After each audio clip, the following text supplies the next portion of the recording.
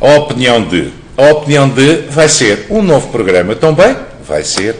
Começa a ser um novo programa também, com as diversas opiniões. Na semana passada tivemos uma opinião de uma área política, de um líder de uma área política, ou de alguém com peso e influência nessa área. Hoje, esta semana, vamos para outra área. Convidámos para estar connosco o líder de um grupo político em Torres Vedras, no caso o Bloco de Esquerda, o BE, e convidámos Alexandre Fernandes a dar-nos a sua opinião sobre o que se passa no Conselho e sobre aquilo que quer para o Conselho também. Antes de tudo mais, Alexandre, obrigado por teres aceito o meu convite, obrigado. Estares aqui a conversar comigo e connosco. É um espaço da tua responsabilidade, é um espaço teu, em que a opinião é toda tua, sou só mensageiro, como costumo dizer, e é um primeiro programa, é um programa mais de apresentação, mas com certeza que há opiniões que gostarias de ter, de debater, de falar, como por exemplo, deixava já nas tuas mãos a primeira opinião. Qual é o primeiro assunto que achas pertinente nesta altura aqui em Torres Vedras? Bem, antes de mais quero agradecer o convite ao Carlos, como também cumprimentar todas as pessoas que estão a ver-nos através da revista Festa e da RTV ON. Um dos temas neste momento que está na ordem do dia é essencialmente a acusação pelo Ministério Público relativamente à tese de doutoramento do Presidente da Câmara, Carlos Bernardes. O Ministério Público acusou o Presidente da Câmara de 40 plágios. Bem, 40 plágios também são muitos, mas aqui a acusação não é só sobre um deles, é sobre os 40, são todos diferenciados. Ainda não tive acesso à acusação. O que eu sei é por causa da comunicação social e que se tornou uma notícia nacional. De facto, o que podemos ver é que 40 plágios não é só uma frase ou duas, não é? E ontem também foi notícia na comunicação social que a Universidade tirou o grau de doutoramento ao Presidente Carlos Bernardes, portanto ainda se torna mais grave. E isto é algo bastante grave, nomeadamente que neste caso eu acho que afetou e afeta a figura do Presidente da Câmara Municipal de Torres Vedras, como é evidente, e temos que considerar que plágio, e todos sabemos que plágio é crime. Então, temos um Presidente da Câmara Municipal, que neste caso cometeu um crime, alegadamente, porque ainda não é apenas uma acusação, não é, mas penso que seja particularmente grave, e se de facto for comprovado que o Presidente da Câmara fez este plágio na sua tese de doutoramento, é realmente grave para a Câmara Municipal e para a figura do Presidente da Câmara. O Alexandre, para além de neste momento líder de uma força política cá em Torres Vedras, estás a acabar também uma licenciatura. Sim. Isso a vocês que estudam cria-vos mais problemas por isso, são mais sensíveis por isso, mas é importante, no caso, pergunto eu, como cidadão, é importante que o Presidente da Câmara de Torres Vedras, de Lourinhã, de Sobral, de Lisboa, de onde quer que seja licenciado, doutorado. Isso é a coisa mais importante. Não, claro que não. Nem todos os Presidentes da Câmara têm que ser doutorados. Não tem que ser. Não é? Nem é preciso ser mestrado ou licenciatura para ser um bom Presidente da Câmara. O problema é quando temos neste caso o doutoramento ou o mestrado e de facto as coisas não foram feitas corretamente. Eu sou estudante universitário e a minha primeira aula da licenciatura foi um professor que até foi um pouco agressivo a falar-nos sobre plágio. Foi 1h30 a falar-nos sobre plágio e do quão grave isso é, porque nós no secundário não tínhamos qualquer percepção do que é que seria plágio ou não, e de facto a mostrar-nos que o plágio é crime e que nós podemos ser... É pior do que copiar, ou não? Sim, de certa forma, sim. Não.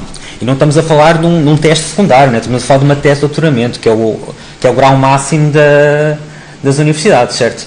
E em relação a isso do doutoramento, pronto, novamente eu digo que é de facto muito grave e queria lhe dizer também que na minha universidade, no ISCTE, podemos ser suspensos ou podemos até ser expulsos da universidade, depois depende também da dimensão da gravidade. Neste caso, a gravidade maior é, neste caso, os doutoramentos, ou os mestrados, as teses, mas nós podemos ser realmente expulsos devido ao plágio. E também para lhe dizer que ainda há cerca de 2 semanas, 3 semanas, houve um workshop no ISCTE sobre o plágio.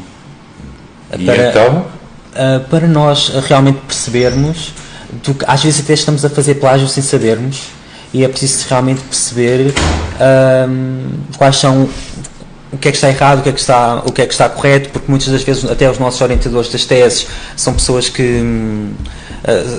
não conseguem acompanhar tudo a rigor, não é? E o ISCTE tem um sistema que detecta o plágio nos trabalhos. É tudo sim. Já com meio informática e por aí. Mas é assim, nos trabalhos académicos, pergunto eu, nos trabalhos académicos de teses, de doutoramentos ou por aí, não há a possibilidade e não é comum os diversos que eu está a fazer, socorrer-se de textos, socorrer-se de frases já existentes para ilustrar aquilo que quer dizer e para ilustrar aonde quer chegar e para dar mais força ao seu próprio trabalho. Isso não é comum ser feito. Sim, penso que sim. Até qual é o problema numa situação destas? É que o não fazer referência, não dizer que é de um outro e apropriar-se como sendo do próprio ou não? Ou há algo para além disso? Na tua opinião, claro, Alexandre. Sim, na minha opinião, basicamente para mim é estar a usar o trabalho dos outros para nome próprio. E isso é particularmente grave. E como sabemos, o plágio, como já disse aqui, e toda a gente sabe, o plágio é crime. E não podemos fazer isso no meio académico. Eu sou do meio académico, tenho mais sensibilidade para isso do que propriamente, se calhar, outras pessoas, não é? Mas também realçar novamente que não acho que os presidentes de Câmara ou as pessoas que têm funções executivas que tenham que ser doutoradas, não é? Mas de facto tem que ter alguma seriedade nas questões, tendo em conta o cargo que tem. Neste caso, o Presidente da Câmara Municipal é uma das figuras mais importantes do município.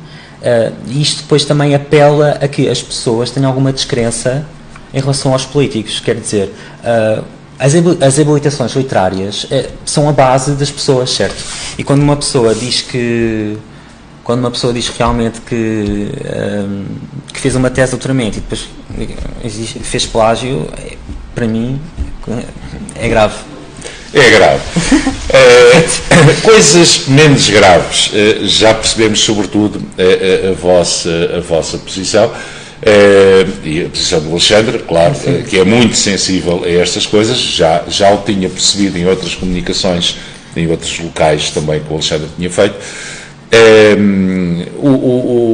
Uma outra situação, vamos ter amanhã as comemorações do 25 de Abril. Eu sei que o Alexandre, aliás, e o Bloco, inclusive,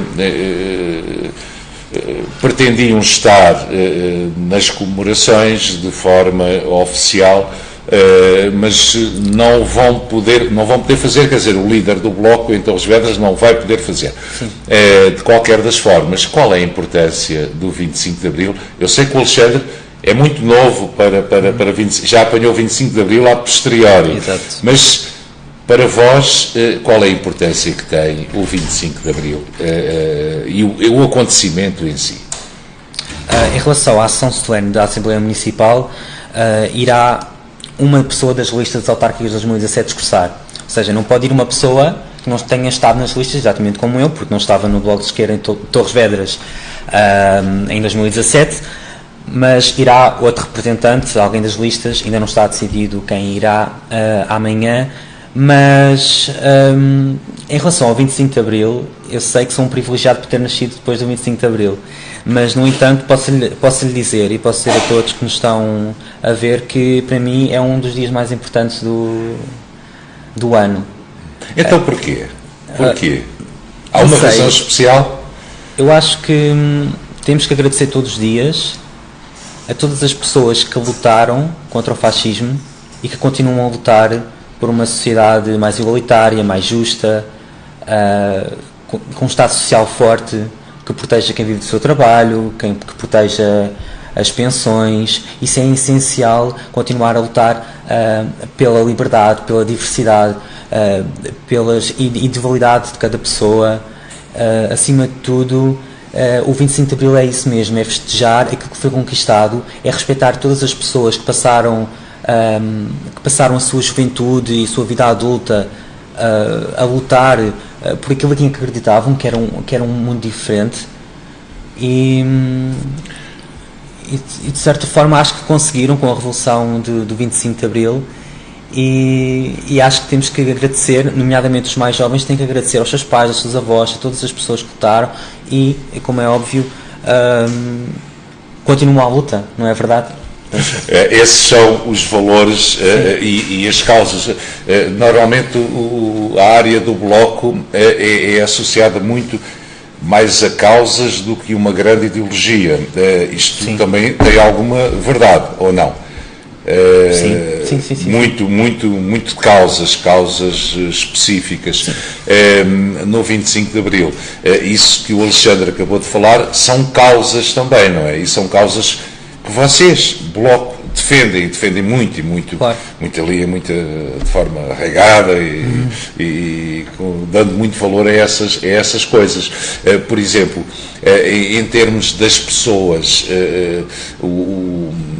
o fim-capé que fizeram com a subida foi salários, não foi agora salários, pensões. Eu estou a tentar visualizar o que Catarina Martins disse na altura em que formaram um governo com o PS e formaram um governo com o PS e com o PCP. Não, apoiaram um governo do PS, mas foi uma das grandes questões que foram colocadas. É muito importante para vocês isso?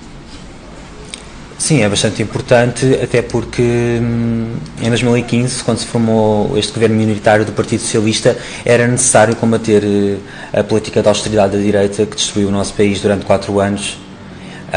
Aliás, foi exatamente esse governo que me meteu na política, porque aliás, até posso dizer que foi o Passos Coelho e o Paulo Portas que me puseram na política, essencialmente por ver tanta injustiça no nosso país e tanta desigualdade. Mas, para responder à pergunta, acho que foi muito necessário esse acordo da geringonça, neste caso, e que o apoio do Bloco de Esquerda e do PCP e do PEV ao Partido Socialista foi essencial para conseguirmos melhorar as condições de vida de quem vive do seu trabalho, para melhorar as pensões, para recuperar alguns rendimentos que as pessoas perderam no período da Troika, essencialmente. Mas o período da Troika foi um período extremamente complicado e tínhamos algumas obrigações. Aliás, nós vimos de um governo de Sócrates, não estou em erro, Sim. em que entre uns e outros o país ficou muito mal. Depois, com a conjectura internacional também, isto ficou complicado. Algumas das coisas não se terão devido também a isso, não terão sido obrigatoriedades, ou o Alexandre e o Bloco acha que não deveriam ter sido as pessoas a pagar isso e deveriam ter sido outros a pagar isso. O que é que vocês acham? Eu acho que as pessoas por vezes têm a percepção de quem realmente fez a crise. Quem fez a crise? Realmente, não, tenho quase a certeza que não é quem vive do seu trabalho, quem ganha 600 euros ou 500 euros por mês. Portanto, estar a acusar e estar a produzir a pobreza a quem vive do seu trabalho, neste caso, acho que é altamente... por exemplo, vejamos a questão da dívida pública, é só um exemplo. As pessoas não têm a percepção de onde é que vem, como é que a dívida pública tem crescido. São as pessoas que ganham o salário mínimo que fizeram a dívida pública. Quem foi? Qual é que é a auditoria? Existe alguma auditoria à dívida pública para realmente apurar as responsabilidades de quem é que realizou a dívida pública?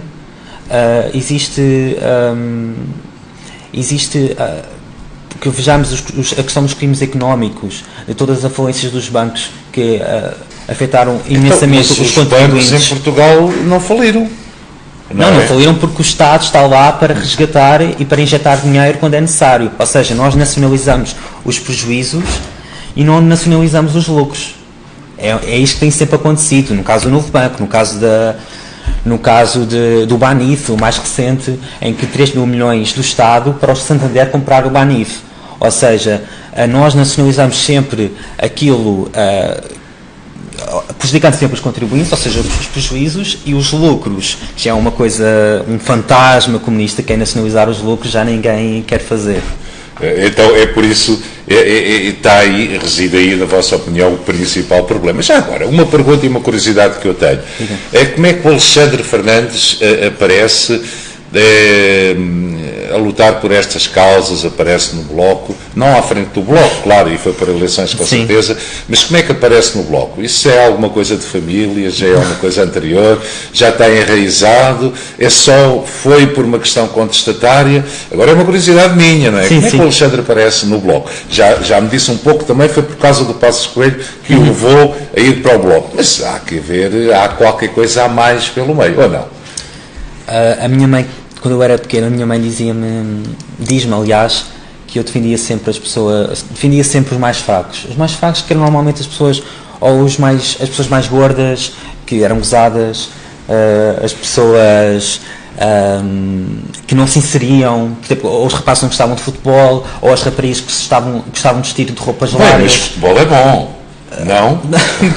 Eu não gosto de futebol. É uma provocação. Eu sei, sim, eu não gosto de futebol. Acho que é um negócio péssimo. Mas pronto, isto para dizer, em relação a isso, que não existe nenhum historial de política na minha família. O meu pai foi militante do MRPP até ao 25 de Abril e depois acabou por sair porque havia aquele mito que o Partido Comunista queria implementar uma ditadura de esquerda. Isso afastou o meu pai, porque o que eles queriam era liberdade. Eles não queriam o PCP a governar, não queriam ter nada relacionado com a União Soviética. O que eles queriam realmente era que o Partido Comunista... aliás, o que eles queriam era liberdade, era democracia, era liberdade de partidos políticos.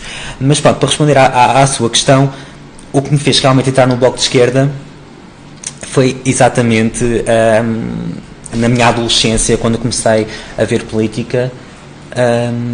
e a começar a questionar, a começar a ter espírito crítico no período da Troika, e não estou a excluir o Partido Socialista disto, porque o Partido Socialista também assinou o memorando da Troika, ok, não foi só a direita, não esquecer que se o Partido Socialista tivesse ganho em 2011 teria que cumprir o memorando da Troika.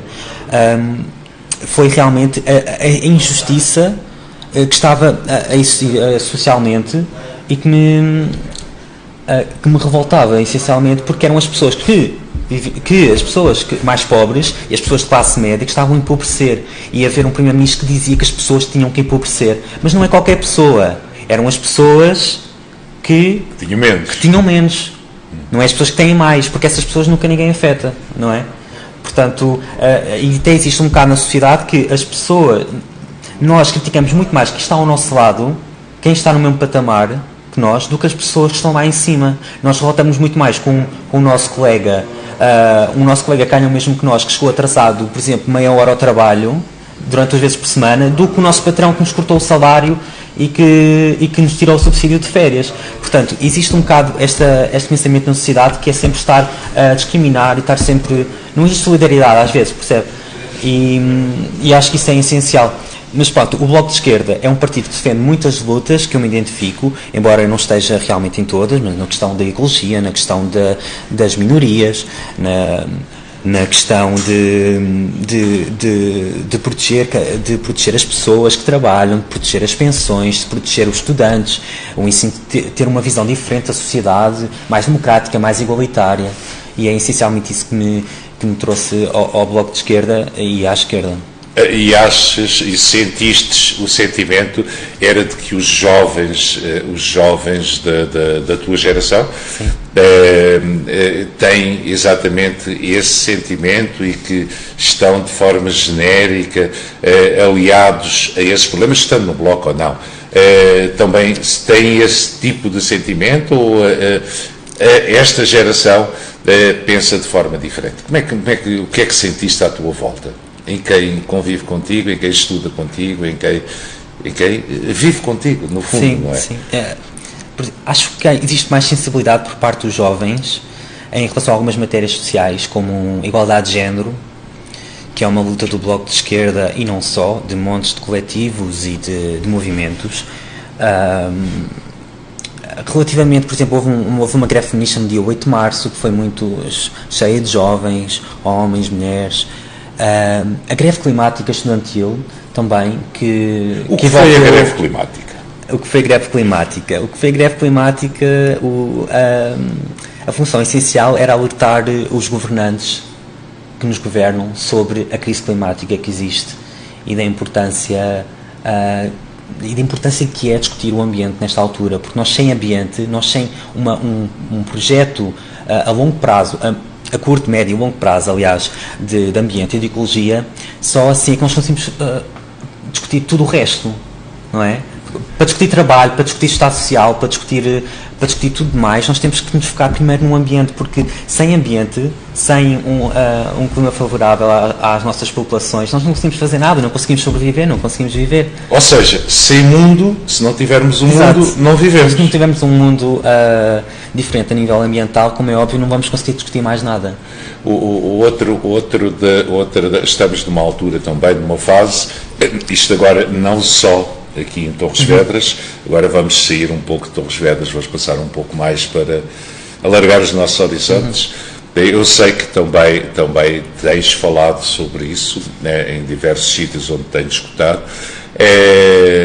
Uma das vossas preocupações são as eleições europeias que agora se aproximam, que estão aí, e o aparecimento de novos partidos. E tudo isto, as eleições europeias, e separando as coisas, e os novos partidos são coisas boas ou são coisas más?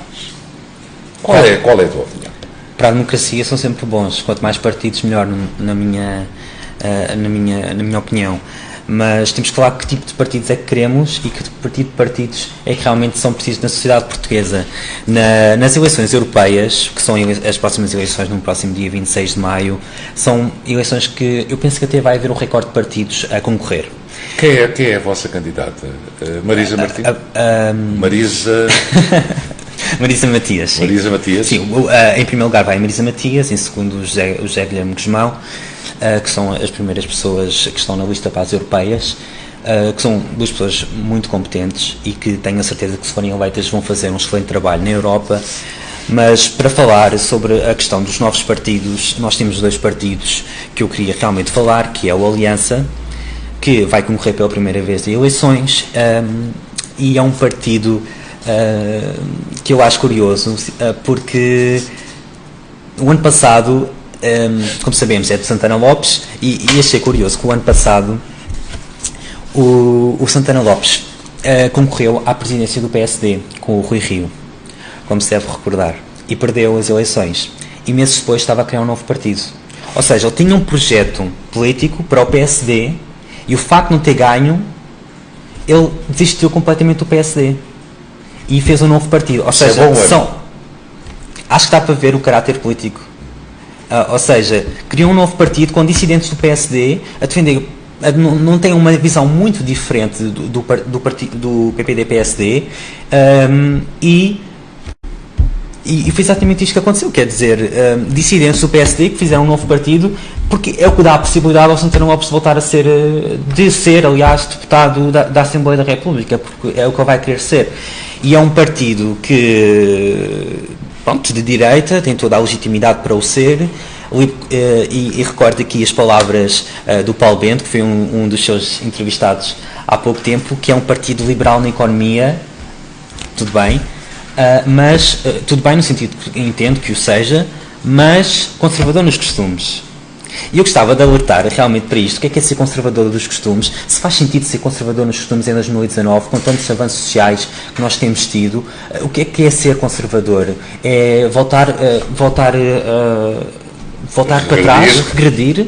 Faz algum sentido em 2019? Eu penso que não foi bem esse o sentido que o Paulo também quis dar às palavras. Não, eu estou a questionar o que é ser conservador, se faz sentido ser conservador nos dias de hoje. E uma das coisas que as pessoas que defendem uma sociedade conservadora nos costumes é essencialmente porque agora estes jovens não respeitam. Ser conservador é respeitar o outro. e que quem não é conservador é não respeitar as instituições ou é não respeitar os valores da sociedade patriarcal. Portanto, faz alguma confusão. Sim, alguma confusão. Sim. Falaste de um outro partido, como é que é? Chega, não é? Sim, sim. Não tinha falado, só Chega. Sim. Do Chega. Qual é a opinião em relação ao Chega? Porque se ninguém, pelo menos nós, pessoa comum, ninguém sabe bem o que é. Qual é a vossa opinião? A minha opinião, é essencialmente que é um partido que está a angariar é um partido apoio. Populista? Não. Sim. Extremamente populista? Sim. Sim. Eles não têm projeto político nenhum.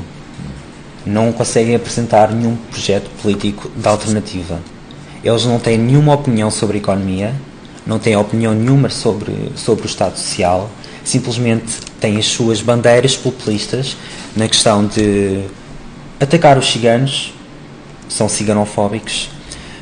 Sobre a questão dos imigrantes... Estás a referir isso por causa do problema que o líder deles teve em Loures, por exemplo, onde foi... Por alguma razão ele saiu do PSD.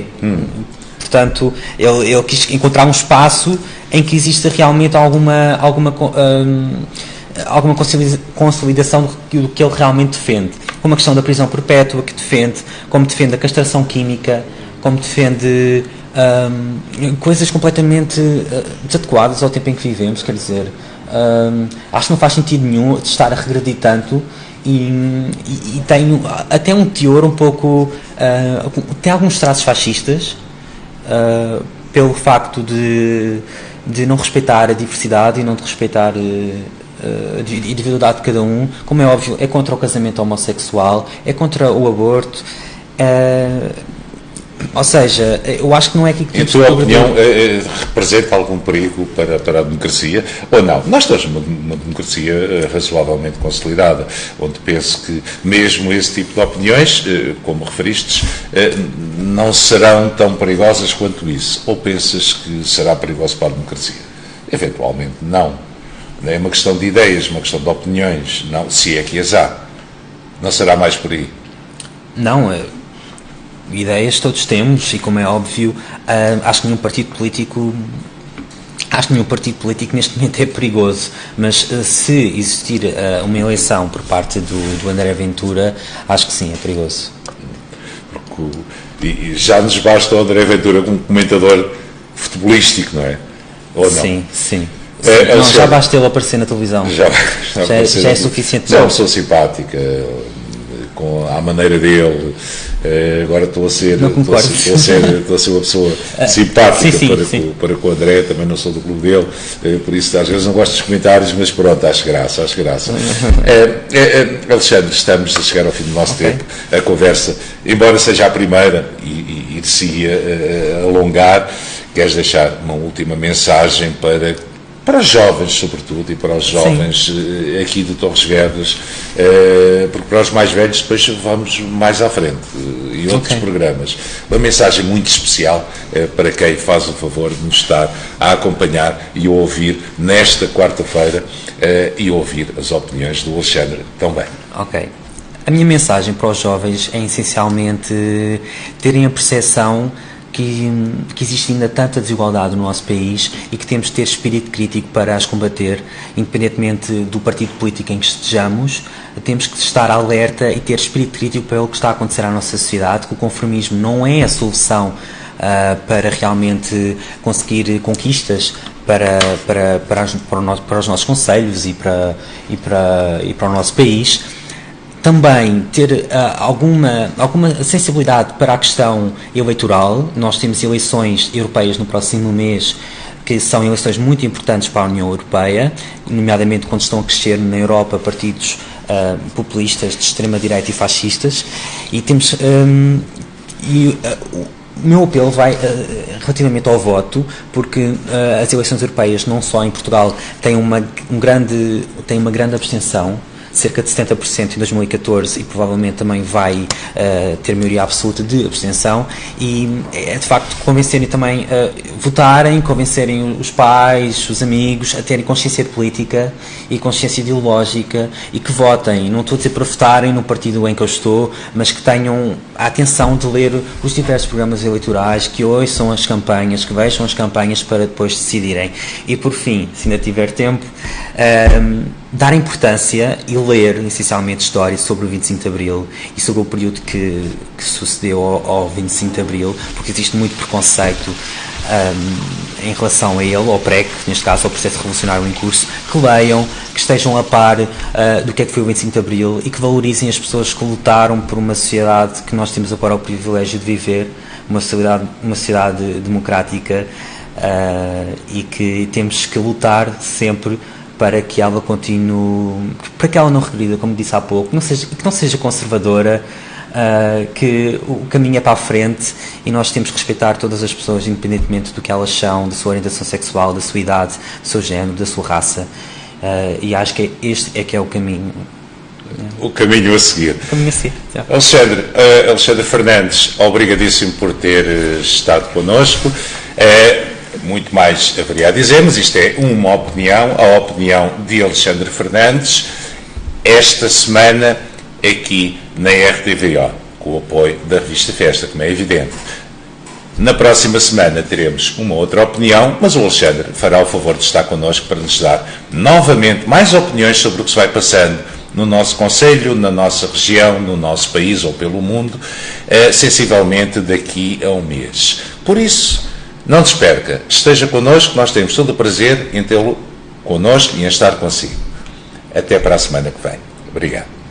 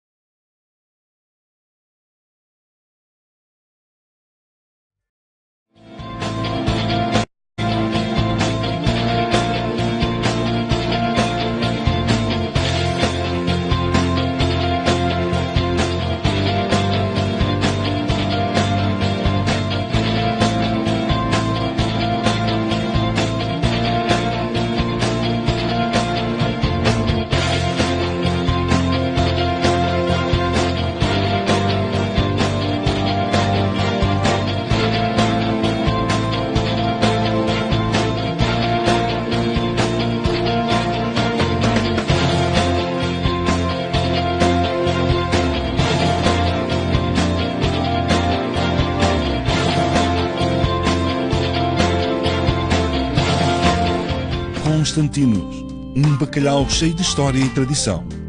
Desfrute da qualidade e do sabor de um bacalhau de respeito e de excelência. Constantinos, sabor e tradição.